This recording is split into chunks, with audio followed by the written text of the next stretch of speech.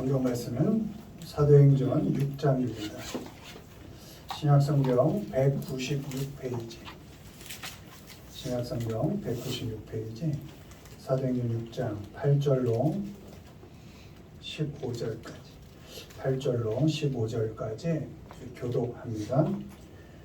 스데반이 은혜와 권능이 충만하여 큰 기사와 표적을 민간에 행하니 이른바 자유민들 즉 구레네인, 알렉산드리아인, 길리기아와 아시아에서 온 사람들의 회당에서 어떤 자들이 일어나 스데반과 더불어 논쟁할세. 스데반이 지혜와 성령으로 말함을 그들이 능히 당하지 못하여 사람들을 매수하여 말하게 하되 이 사람이 모세와 하나님을 모독하는 말을 하는 것을 우리가 들었노라 하게 하고 백성과 장로와 서기관들을 충동시켜 와서 잡아가지고 공회에 이르러 거짓 증인들을 세우니 이르되 이 사람이 이 거룩한 곳과 율법을 거슬러 말하기를 마지 아니하는도다.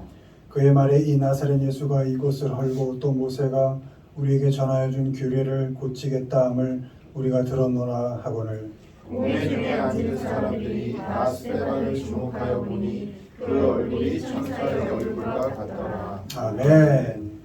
오늘은 성령 강림주일, 성령 강림주일입니다. 그래서 오늘은 성령이 하시는 일, 성령이 하시는 일이라는 제목으로 말씀을 전하겠습니다. 성령은 우리 삶 가운데서 어떤 일을 하고 계신가? 1번 먼저 보시죠. 읽습니다. 지혜로 말하게 하신다. 스데반이 지혜와 성령으로 말함을 그들이 능히 당하지 못하여. 아멘. 성령은 지혜롭게 말하게 하십니다. 지혜로운 말은 우리의 지식에 많고 적음에 영향을 받지 않습니다. 지혜로운 말은 우리의 상황과 형편과 조건에 영향을 받지 않습니다. 우리가 지혜로운 말을 할 수 있는 것은 내가 능력이 있어서가 아니고 성령의 도우심으로 가능한 일입니다. 예수님께서 승천하시면서 성령을 보내주시겠다고 약속하셨고 그 약속을 지키셨습니다. 성령은 우리 안에 늘 계시고 우리 삶 속에서 우리와 함께 살아가고 계십니다.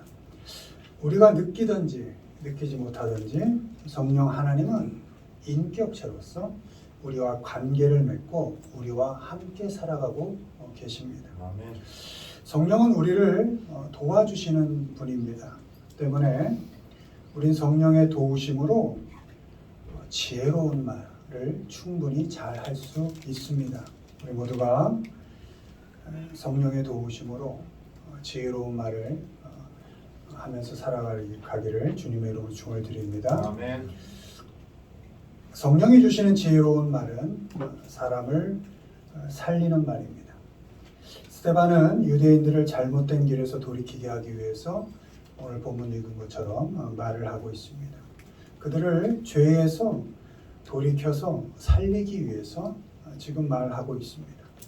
스데반의 말을 듣고 많은 사람들이 마음에 찔림을 받습니다. 그러나 그들은 그 마음을, 삶을 돌이키지 않고 오히려 스데반을 대하여 이를 갈고 듣지 않으려 귀를 막고 끝내는 돌로 쳐서 스데반을 죽입니다. 자기를 살리려고 한 사람을 오히려 쳐서 죽입니다. 그들이 한 일, 그 지혜로운 말을 하고 있는 스데반을 향하여 그들이 한 일은 매수하는 일, 12절에 충동시키는 일, 13절에 거짓 증인을 세우는 일. 이게 세상의 말입니다. 세상은 우리를 충동시키고 거짓으로 어떤 일들을 도모하게 하고 거짓을 말해서 뭔가 이익을 취하면 잘했다. 그것이 세상입니다. 그런 사람들을 살리기 위해서 스데반이 성령의 도우심으로 말하지만 그 사람들은 돌이키지 않고 그 스데반을 오히려 돌로 쳐 죽입니다. 스데반이 죽음 앞에서도 담대히 말할 수 있었던 것은 자신의 힘이 아니라 성령의 힘으로 가능한 것이었습니다. 두렵고 떨리는 상황 속에서도 성령의 말하게 하심을 따라 지혜롭게 말할 수 있었던 것은 사람들을 살리고자 하는 간절한 마음 때문이었습니다. 요즘은 사람 살리겠다고 또 복음을 전한다고 해서 누가 칼을 들이대지는 않습니다. 영원한 생명을 말한다고 해서 돌로 쳐 죽이지는 않습니다. 가끔 우리가 영원한 생명을 말하고 사람 살리는 복음의 말을 할 때 가끔 욕을 하긴 합니다. 욕 먹을 수 있습니다. 그리고 비난 정도는 당할 수 있습니다. 왜? 그들의 삶의 방식과 다르니까. 그들이 잘못한 것이라고 돌이키라고 자꾸 그들의 마음에 찔림을 주니까 오히려 비난하고 욕 먹을 수 있습니다. 그러나 예수님의 십자가를 생각하면 그 정도는 웃으면서 감당할 수 있을 것입니다. 바라기는 성령의 도우심으로 사람 살리는 말을 지혜롭게 하시길 바랍니다. 사람들 욕하고 또 비난해서 죽이지 마시고 그들을 살리기 위해서 오히려 욕을 먹고 비난을 감수하기를 바랍니다. 요즘 세상은 사람 살리는 말을 하는 것이 참 어려운 시대입니다.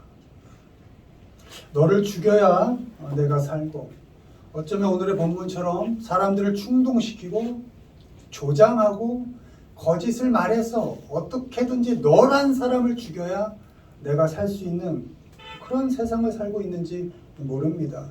또 너를 밟아야 내가 서는, 그것이 성공이라고 가르치는 시대를 살고 있는지 모릅니다. 그럼에도 우리 하나님의 자녀들은 성령의 도우심으로 사람을 살리는 말, 지혜로운 말을 해야 할 것입니다. 이것이 우리의 힘으로는 어렵습니다. 왜요? 우리도 세상과 더불어 살고 있기 때문에 세상의 힘이 더 강하니까, 세상의 말이 더 크게 들리니까 세상에 휩싸이게 되죠. 내 힘으로는 안 되는 겁니다. 내 눈이 세상을 향해 있고 내 귀가 세상으로 더 크게 열려 있으니까 내 힘으로는 안 됩니다.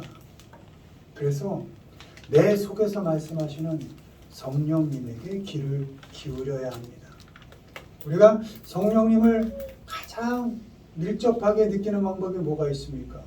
가장 쉬운 방법은 말씀입니다. 성령의 말씀이 잘 들리지 않고 세상의 협박과 거짓과 충동이 나를 자꾸 자극할 때 빨리 말씀을 펴십시오. 그럼 성령께서 이 살아있는 말씀이 나를 감동시키실 겁니다. 그러면 감동하여 세상의 말에 귀를 닫을 수가 있고 오히려 지혜로운 말을 할 수가 있게 되는 것이죠. 아멘. 또 다른 건 뭐가 있을까요? 무릎 꿇는 겁니다. 눈을 감는 겁니다. 잠깐이라도 세상을 향한 나의 눈을 잠깐 감고 그 소리를 잠깐 막고 하나님께 집중해 보는 겁니다. 기도하면 기도하는 자에게 하나님께서 주시지 않겠느냐 말씀하시지 않습니까? 귀를 기울이고 하나님께 한번 이렇게 귀를 기울이는 것입니다. 그럼 하나님께서 지혜롭게 세상을 대처하고 지혜로운 말을 하게 하시는 것이죠. 성령의 도우심을 구하십시오.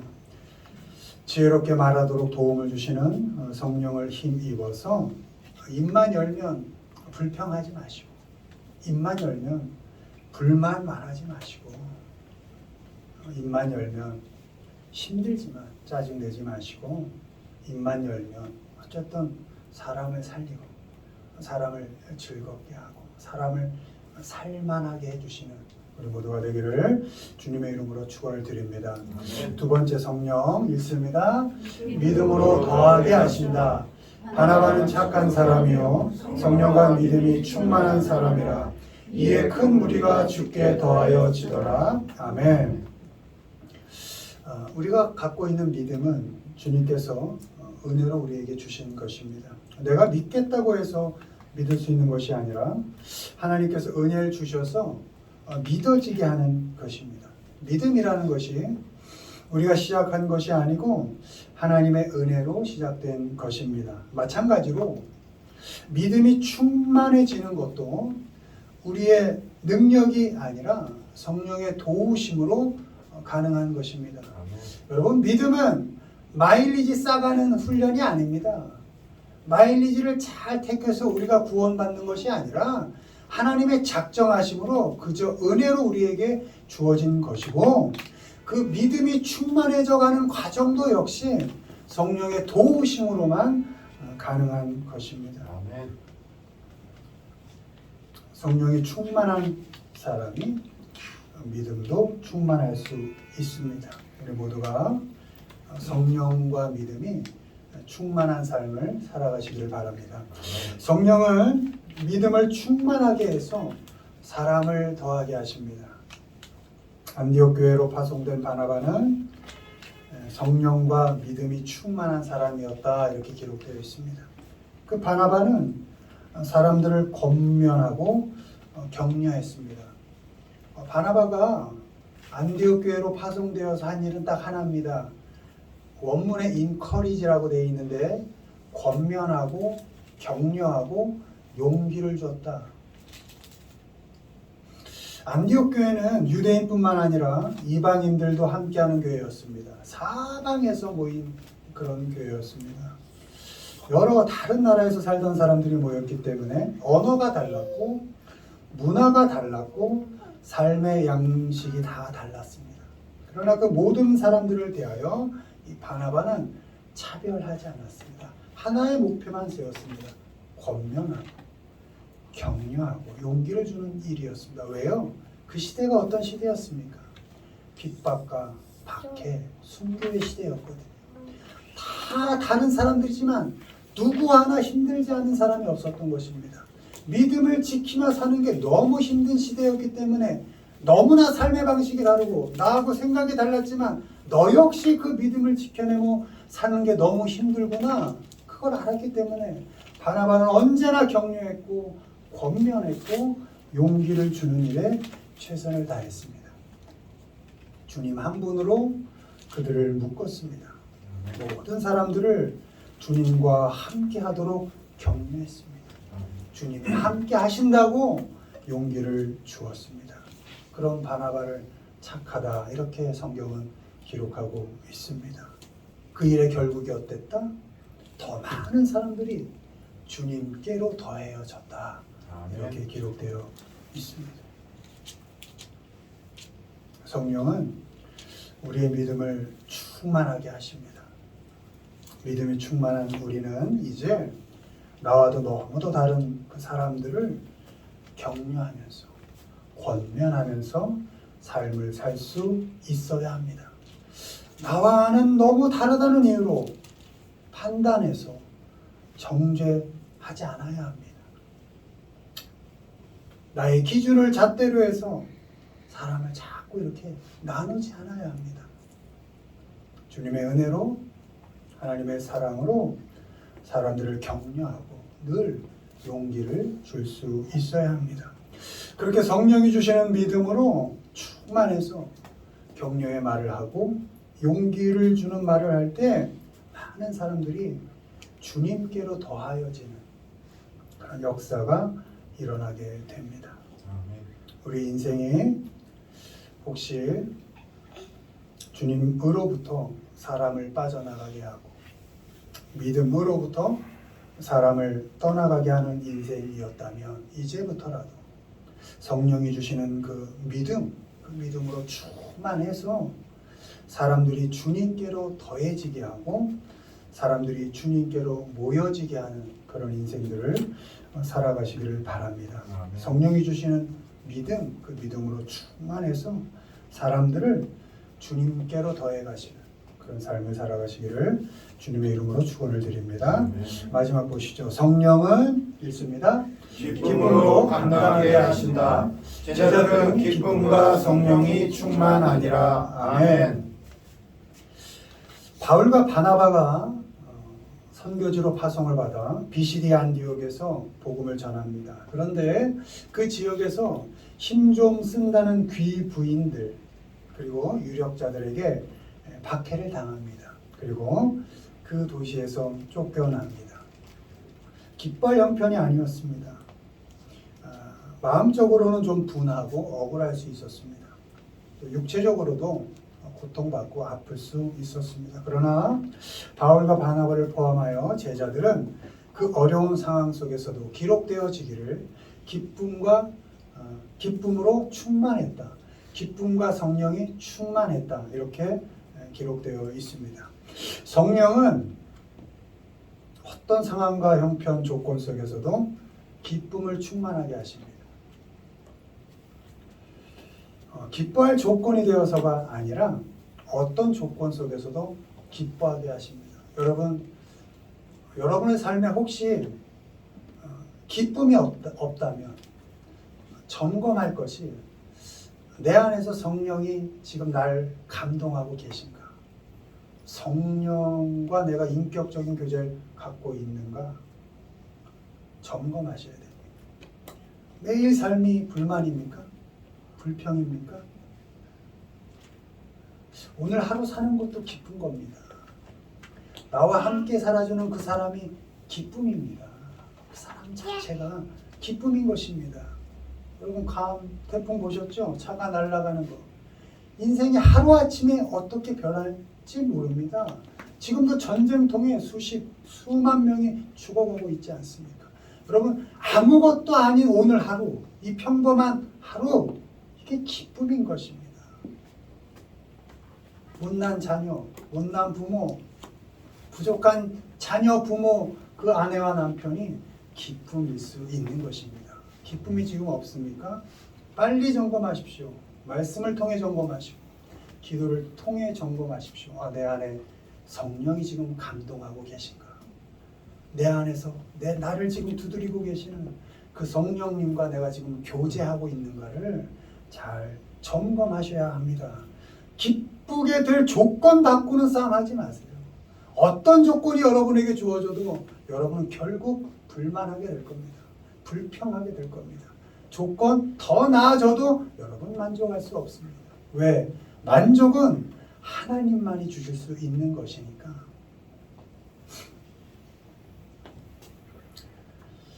어떤 형편 속에서도 성령이 주시는 기쁨으로 충만한 삶을 사시길 바랍니다. 뿐만 아니라 성령은 기쁨으로 사역을 감당하게 하십니다. 바울과 바나바는 성령이 주시는 충만한 기쁨으로 사명과 사역을 끝까지 감당했습니다. 협박 받는다고, 고통 받는다고 포기하지 않았습니다. 끝까지 본인에게 주어진 그 사역들을 감당했습니다. 우리도 하나님의 부르심을 받았고 하나님께서는 우리 각자에게 달란트를 주시고 사명을 주셨습니다. 우리는 그 사명을 완수하기 위해서 끝까지 달려가야 합니다. 여러분에게 주어지는 달란트가 그 양이 다를 수는 있습니다. 누구에겐 5달란트가 주어질 수 있고 누구에겐 2달란트, 1달란트가 주어질 수 있습니다. 불공평할 수 있습니다. 그러나 하나님은 공평하신 것이 5달란트 주어진 자에겐 5달란트를 요구하시고 1달란트 주어진 자에겐 1달란트의 열매를 요구하십니다. 그 이상을 기대하지 마십니다. 1달란트 주시고 너 왜 5달란트 남기지 못했냐 요구하시지는 않는다는 것이죠. 여러분 세상 불공평하다고 욕하지 마십시오. 불공평한 것이 세상입니다. 공정하지 않습니다. 그러나 나에게 주어진 달란트가 어떤 것이든지 간에 하나님은 그 주어진 달란트만큼만 우리에게 요구하신다는 것 얼마나 공정하십니까? 기쁨으로 여러분에게 주어진 그 사역 잘 감당하시기를 바랍니다. 나에게는 왜 이거밖에 안 주어졌나? 내 형편은 왜 이런가? 나는 위로부터 받은 것이 왜 이거밖에 없나? 부모로 받은 것이 왜 이거밖에 없나? 내 지식은 이거밖에 안 되나? 내 형편과 조건은 왜?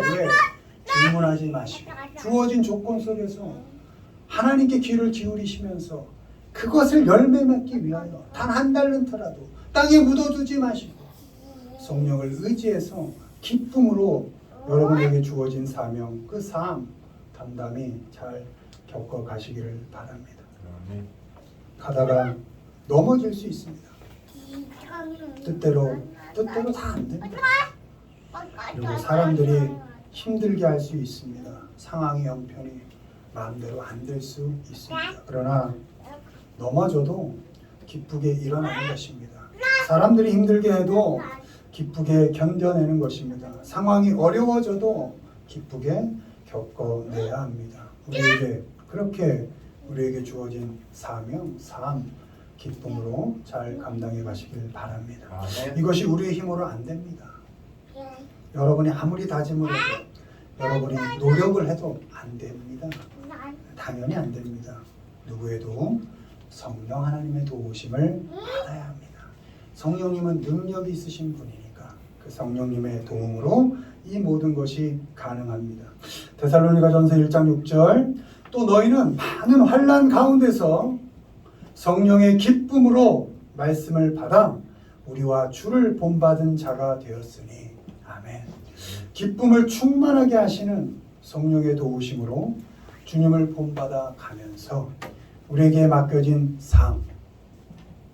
사명을 좀 기쁨으로 감당해 가시는 우리 모두가 되기를 주님의 이름으로 축원을 드립니다. 말씀 맺습니다. 성령은 지혜로운 말로 사람을 살리게 하십니다. 여러분 지혜롭게 성령 의지해서 사람을 살리는 말씀들 많이 하시길 바랍니다. 성령은 믿음으로 격려하고 권면하고 용기 줘서 사람을 주님께로 더해가는 삶을 살게 하십니다. 마지막으로 성령은 기쁨으로 우리에게 주어진 삶을 잘 겪어가게 하십니다. 바라기는 그 성령 하나님의 인도하심을 충분히 받아서 순종함으로 성령의 열매를 여러분의 삶 가운데 풍성히 맺어가시는 우리 모두가 되기를 주님의 이름으로 축원을 드립니다. 아멘.